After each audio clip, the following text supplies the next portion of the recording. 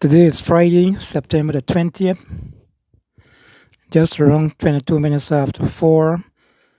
Excellent Friday afternoon, 80 degrees Fahrenheit. And we have got some topics that I'm looking at trending. Like I said, I'm going to try to bring Guyana news, and then I'm going to see if I can loop in some news here from New York and USA. Let's get to some of the talking points. So I saw this letter, I think it was in the Starbucks News a couple of days ago, and the person was asking the question, why is the PPP government still dealing with the Prime Minister of St. Vincent, who is Dr. Ralph Gonsalves?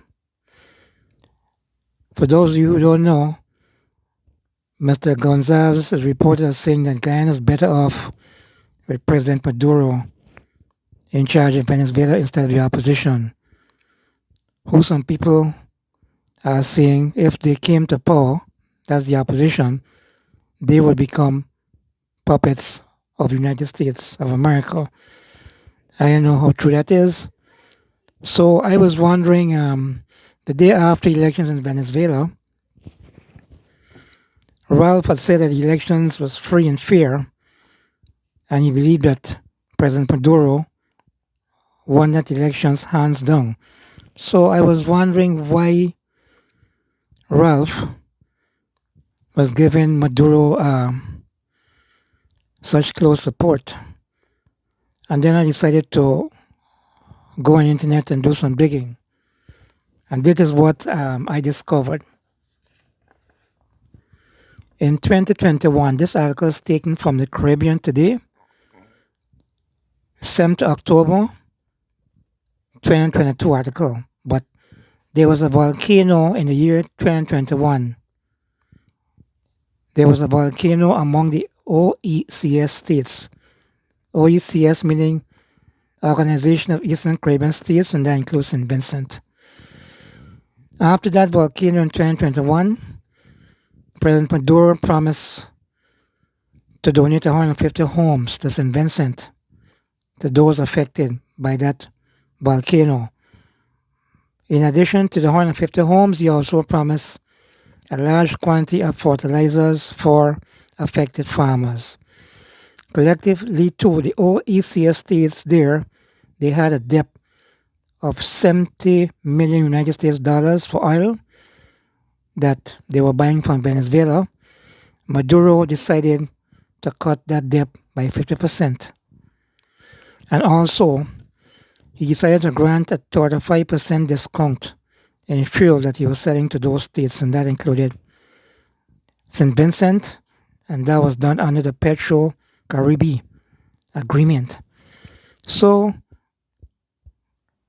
I'm not saying this is the reason why he's so close and he is so backing of the President Maduro, but maybe these are some talking points that we can ponder and we can look at. The next big news that shocked me is, I guess may well be my header, R.B. Norton dumping JERMAINE FIGUEIRA, who is in charge of the PNC there in London. It seems as though R.B. is not in agreement with some of the things that JERMAINE is doing. I happen to be following JERMAINE FIGUEIRA's page. I see he is making a lot of donations, outreaches to different people in the community who may be vulnerable. But according to the daily newspapers, the speculation is rife that R.B. wants to see JERMAINE doing a bit more political work and not social work. But maybe there are other things that are happening behind the scenes that we don't know of. First, he was overlooking a particular ministry as a member of parliament, and then now he's taking his position as chairman of the PNC Linden. So maybe things are not looking up for JERMAINE, but I guess in time to come, we're going to see. Also, there is a new movement, GUARD, Guyana United for Accountability and Resources Development. Maybe I can name this guard too because I know of the original guard. And those of you who don't know about the original guard that was opposing the PNC before 1992 elections, they comprise of a lot of prominent figures. The first to come to mind was the deceased businessman, business icon, Yesu Prasad, veteran broadcaster, Ron Robinson, and even the former Prime Minister and now Ambassador to the United States of America, Sam Hines. Yes, that guard one, they had a lot of prominent personalities. This guard too, according to rumor, has a lot of young professionals, but let's wait and see. They have indicated that they're going to be taking part in the 2025 elections in Guyana. So let's wait to see who are these professionals. Let's wait to see who are the office holders, what positions they're holding. It looks as though they're going to be interesting times ahead.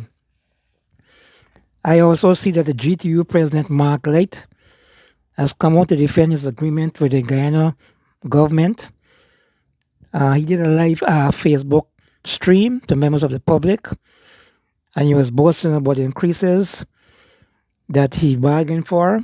He's saying that some of those increases going to double digits, and he's also to be holding talks with the Ministry of Education in relation to promotions for Guyana's teachers. Now, another article I came across, former Speaker RALPHRAMKARRAN, who, as most of you who are following politics would know, is also a former member of the PPP. I think, if I'm not mistaken, he's still part of ANOG. Ralph is saying that it's time to scrap the current constitutional reform process.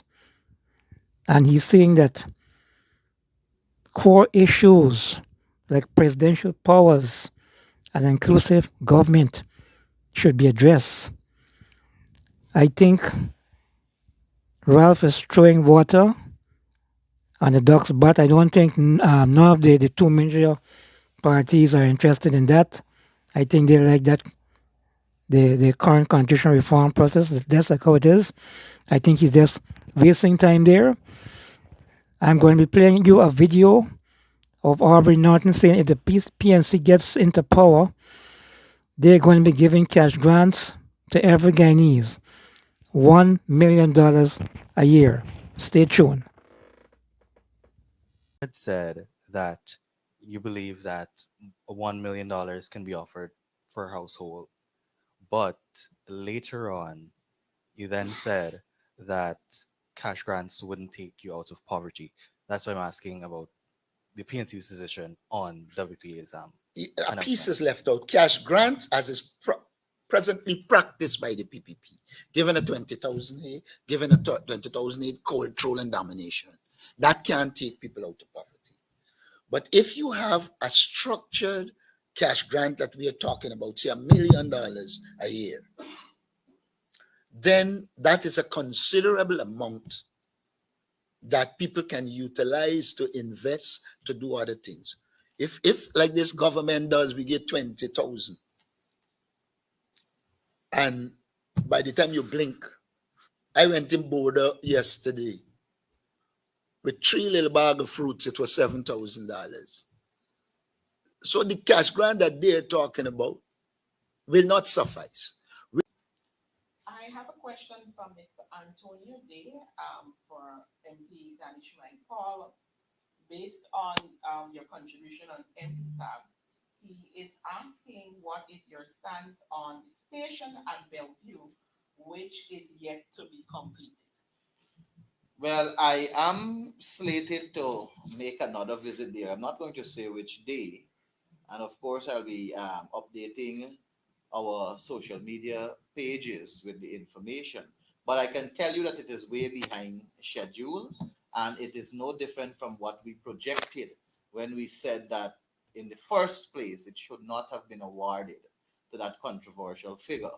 But it goes to show that what we have been outlining all the time is coming to fruition.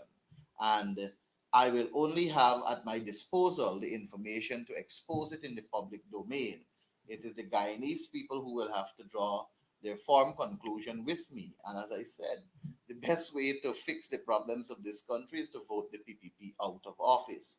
I want to add that whilst I was speaking just now on the NP tab and new GPC, I received a message here from a number that I don't know, but I will not let that number out. But what I'll tell you is that the message says, I I placed bids for over 201 out of the 505 products.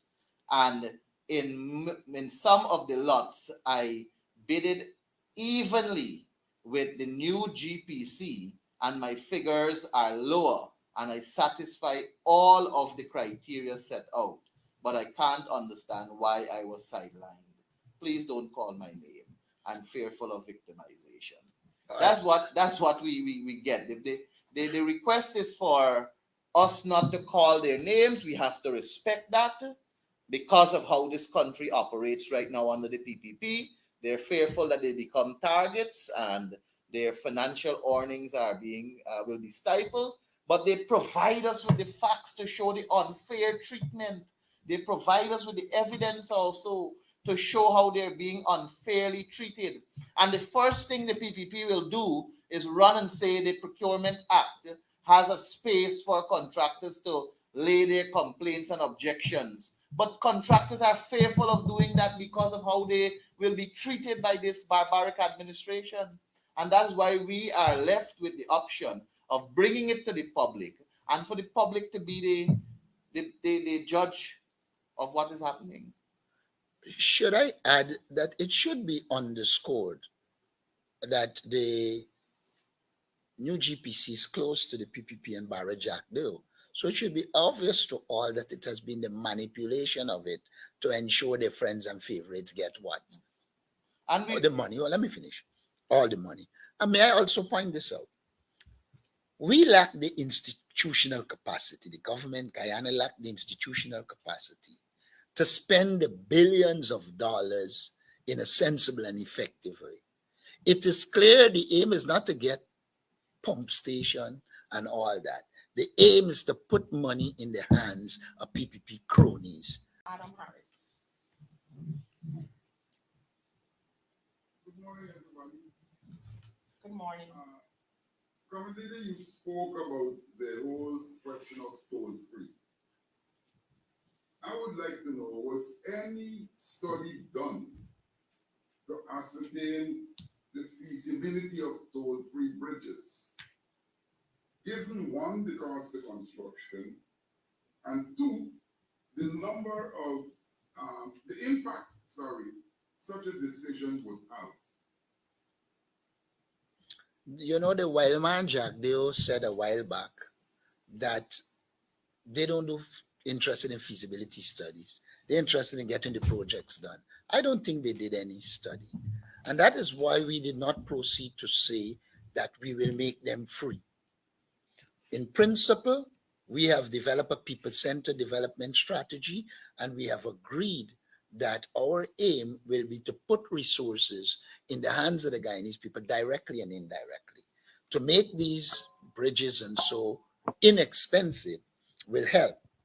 But we do not want to, without feasibility study, without actually knowing the cost, etc., for maintenance, we don't want to go down the road like the PPP, while just saying we will make it toll free, and it's not based on any data that is useful. The PPP is just into publicity stunts. They are not into managing a society. Managing a society demands that you have studies done so that when you act, you know you're acting based on proper data. So, former Finance Minister Winston Jordan is against the bridge toll freeness that the PPP government says they're going to be offering Guyanese. They're saying that the bridge tolls will be free. Winston Jordan is against this. I always said Winston Jordan was a technocrat, not a politician. This is the same finance minister that increased the donkey cart license from 15 something to 3,000 something dollars. He's saying that the bridge for Linden, it brings in money, like not what like same thing like what Norton was saying, brings in money to the the town council there in Linden, the regional body in Linden, and he feels it's a bad idea for Ghanaians to not to be paying tolls on the bridges. He says Ghanaians when they live outside, they have to pay bridge tolls when they live here in the United States. That may be so, but Guyana, as a lot of PNC supporters are even saying, are getting oil money. And a lot of his same PNC supporters are very glad about this development about not paying tolls. Right? So you trying to compare Ghanaians living in America and have to pay for toll bridge? No, that's a separate. America's America. Guyana is Guyana. Guyana is getting oil money as his own PNC supporters are getting. And they're saying, okay, let's get back something from his oil money. So if it's a case of not having to pay tolls on the bridges, so be it. They're happy. In a press conference, I saw Aubrey Norton. He's saying that in the case of he actually was specifying Linden. He says if the government goes ahead with that, it means that the region wouldn't get money from the tolls, and they're going to be dependent on the government in terms of subvention, and he feels that's wicked. So I guess we can all debate this about the tolls or bridges being free, or if you have to pay for it, or if you pay at a cheaper rate. I guess it's debatable. But let's move on. Glen Lall, the owner for Kaito News, is about to form a political party, and he also will be contesting the 2025 elections. From what I'm gathering, Glen Lall saying that if he gets in there, he's going to drain the swamp. He reminds me of one Donald Trump, but the only thing the swamp he's speaking about is the oil contract with Exxon, and Glen is promising to clean up and drain the swamp. Now, I'm going to be playing a critic of Guyanese critic asking the president about whether the government is retaliating to Melly Mel and Ken Jabor. Well, you all know about Melly Mel, but I want to focus on Ken Jabor. It was in that press conference I learned that the GPA disconnected power to Ken Jabor, who is the chairman, I believe, for ANOG. He holds a program every Friday afternoon on the Guyanese Critic studio along with Timothy Jonas. Jabor has a business, Taco Loco, and they're saying that he was stealing current from GPL. So the Guyanese Critic is saying that even though Jabor didn't make any aspirations towards the government, and this morning's Critics program, he said that Jabor told him that he's just renting the building.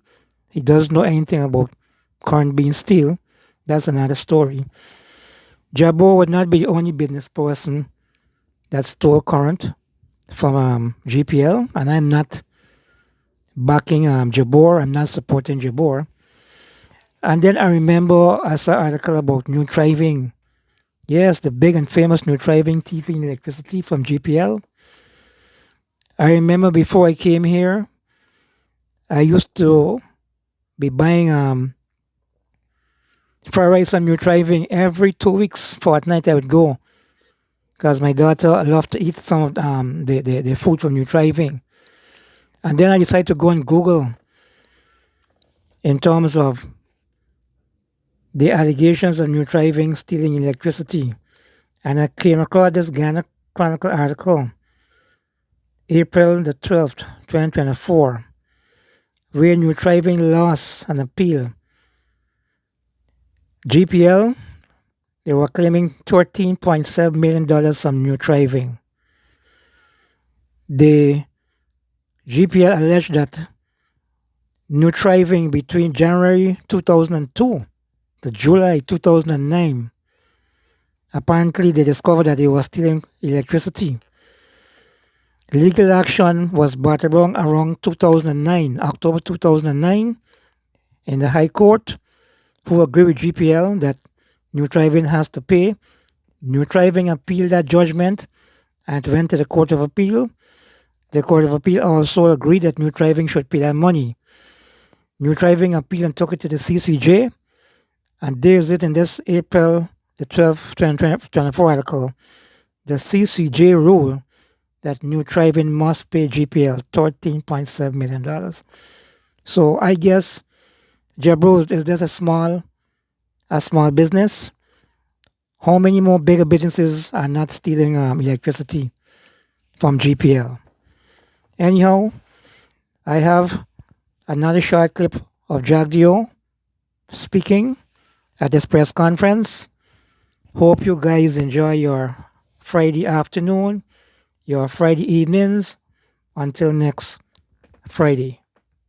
Jagdeo, might have been coincidental, but two instances this week that the people need an explanation from the government for. Opposition-affiliated influencer Melissa Ann Atwell, her mother's home was searched with a search warrant by police and some marijuana was found. Accusations were being made of persecution by the government, and also today, accusation is not made as yet, but Kian Jabur, an affiliate, an executive member of ANUG, his business was found stealing electricity. Today, GPL found that today and is going to be bringing charges against him for electricity theft. Is it coincidental, or what does the government have to say on that? So because they're going to claim persecution. I don't like to comment on what I term the fringe elements, because you just give them more to talk about. And 90% of what they write can't be substantiated. So let me make it clear. We don't Kian Jabur or any social influencer. They don't pose a threat to the People's Progressive Party. Our support is earned. We work the ground. We look out for people's interests. We've been looking out for the pensioners by doubling their pension, the children of this country, the Amerindian communities, people along the coast, the farmers, the miners we assisted. Almost every interest group, men and women. We're looking out for our pensioners now with spectacle and our kids. 350,000 women will get a voucher now to go and test for cervical cancer. Everyone over the age of 21. We're looking out for those people. Jabur was there before. He didn't matter. Now, would he matter?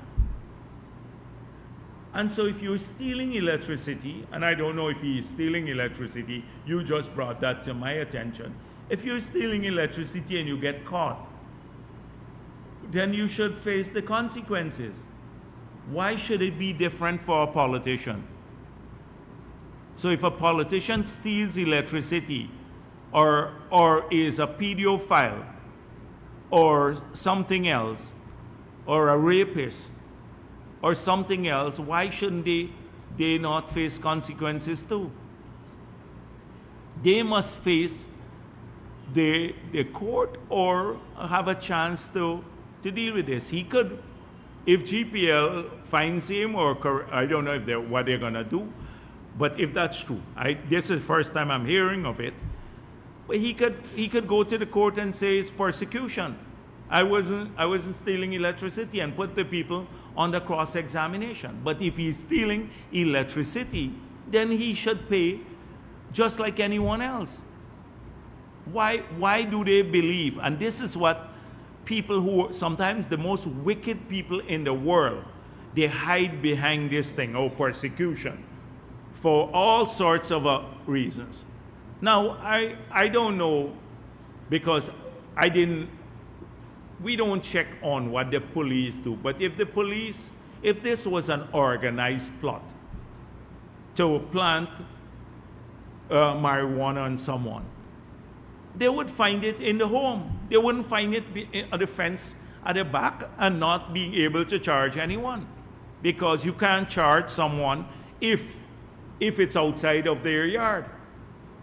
You can't link the person to the marijuana. We got to be an extremely stupid government to direct somebody to say, go and plant marijuana in the house and then find it outside in some alleyway. You got to be think about it yourselves, and think about what that is. Old APNU static. You don't find that under the PPP. Look at